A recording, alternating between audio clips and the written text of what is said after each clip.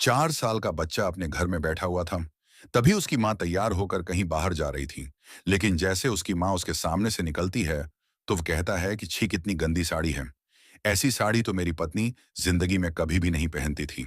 अब इस बात को सुनकर उसकी माँ थोड़ी सी हैरान हो जाती है और उससे कहने लगती है कि क्या बुराई है इस साड़ी में। तो वह कहता है कि मेरी पत्नी 3,000 रुपये की साड़ी पहना करती है। इस बात को जैसे माँ सुनती है, तो उसके होश उड़ जाते हैं और उसके बाद अपने पति को बुलाती है। बुलाने के बाद पूरी बात उसे बताती है और उस बच्चे से भी इस बारे में पूछा जाता है क्या कारण था जब वह बच्चा अपनी माँ से ऐसा कह रहा था। पूरी कहानी की सच्चाई जानने के लिए वीडियो को अंत तक जरूर देखें। उत्तर प्रदेश के रामपुर से लगभग 5 किलोमीटर दूर एक गांव होता है, जिस गांव के अंदर एक परिवार रहा करता है। परिवार के अंदर दो माता पिता हैं और उनके 3 बच्चे हैं। अब तीसरी संतान उनको होने वाली है और जैसे ही तीसरी संतान होती है, तो सभी लोग खुशियां मनाते हैं क्योंकि घर के अंदर लड़का हुआ था। लड़के की खुशियां मनाई जाती हैं और उस बच्चे को पाल पोस कर बड़ा किया जाता है। धीरे धीरे वह लड़का बोलने लायक हो जाता है और जैसे ही वो बोलने लगता है, तो उसके बाद कुछ अजीब तरह की बातें करने लगता है। लेकिन उस टाइम पर उसकी बातों पर कोई ज्यादा गौर नहीं देता है और सोचते हैं कि वैसे ही कर रहा होगा। लेकिन जैसे ही उसकी उम्र बढ़ती है, जैसे वह 4 साल का होता है, तो उस टाइम पर वह अपने बारे में कुछ अजीब अजीब बातें अपने घर वालों को बताने लगता है। जैसे ही वह 4 साल का होता है, तो बताता है कि मैं यहाँ का रहने वाला नहीं हूँ और उसका नाम उसके घर वालों ने सोनू रखा था। लेकिन वो सोनू नाम से बोला नहीं करता था। कहता था कि मेरा नाम सोनू नहीं है, मेरा नाम रवि है और मुझे रवि कहकर बुलाओ। तुम ये किस तरह से मेरा नाम लिया करते हो। अब इन बातों को सुनकर स्टार्टिंग में तो माता पिता इसे मजाक में लेते हैं, सोचते हैं कि बच्चा है, वैसे ही बोल दिया होगा। लेकिन जैसे ही वह 6 साल का होता है, तो एक दिन अचानक उसकी माँ जब तैयार होकर कहीं बाहर जा रही थी, तो वह उसकी साड़ी को देख के कहने लगता है कि छी कितनी गंदी साड़ी है। इतनी गंदी साड़ी तो मेरी पत्नी कभी नहीं पहनती। अब इस बात को सुनकर माँ थोड़ी सी हैरान होती है और उसे कहने लगती है कि क्यों बेटा, क्या खराबी है इस साड़ी में। तो वह कहता है कि नहीं, ये बहुत ज्यादा गंदी है, ऐसी साड़ी भला कौन पहनता है। अब एक छोटे से बच्चे के मुंह से ऐसी बात सुनकर माँ थोड़ी सी परेशान हो जाती है और अपने पति को वहां पर बुला लेती है। जैसे ही उस सोनू का पिता वहां पर आता है, तो वह उससे पूछने लगता है कि बेटा, तू कह क्या रहा है और क्या बात हो गई। उसके बाद सोनू थोड़ी देर तक सोचने लगता है और थोड़ी देर तक चुप रह जाता है। तो माता पिता समझते हैं कि वैसे ही कह रहा होगा और इसी वजह से वह वहां से अपने अपने काम के लिए निकल जाते हैं।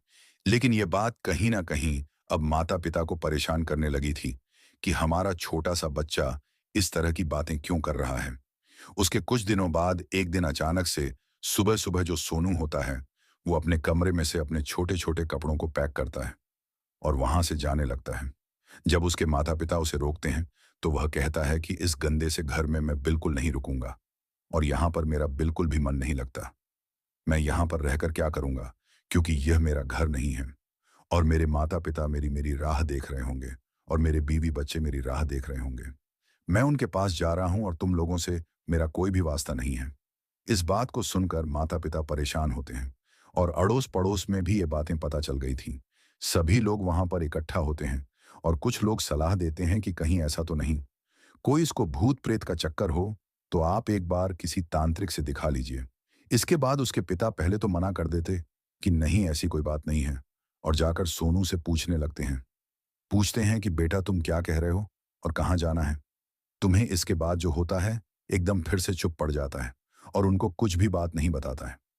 सभी लोग अपने अपने घर चले जाते हैं और सोनू भी आराम से उस घर के अंदर रहने लगा था।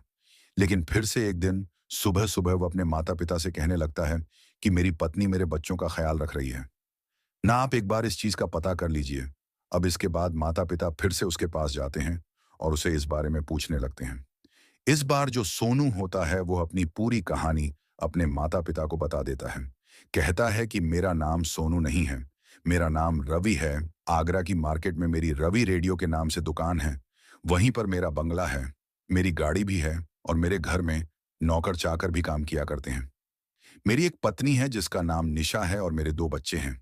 इन सब बातों को वो अपने माता पिता को बता देता है और उसके बाद वह कुछ ऐसा बताता है जिसे सुनने के बाद मजबूरन उन्हें उस बात पर विश्वास करना पड़ता है, क्योंकि उस टाइम पर ऐसे केस रेयर हुआ करते थे और जो भी कहीं पर हो जाया करता था तो अड़ोस पड़ोस में उसके बारे में काफी चर्चाएं हुआ करती थी।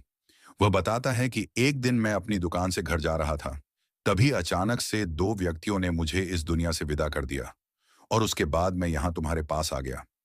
अब इस बात को सुनकर जो सोनू के पिता थे वो थोड़े से हैरान हो जाते हैं, क्योंकि जबकि यह बात बता रहा था ऐसी घटना कुछ दिनों पहले आगरा में उन्हें सुनने को मिली थी। इसके बाद वह अपने बेटे को शांत कराते हैं और समझाने की कोशिश करते हैं। कहते हैं कि बेटा, ऐसा कुछ नहीं है, जैसा तुम कह रहे हो तुम बेमतलब की ही बात का बतंगड़ बना रहे हो। लेकिन वह नहीं मानता।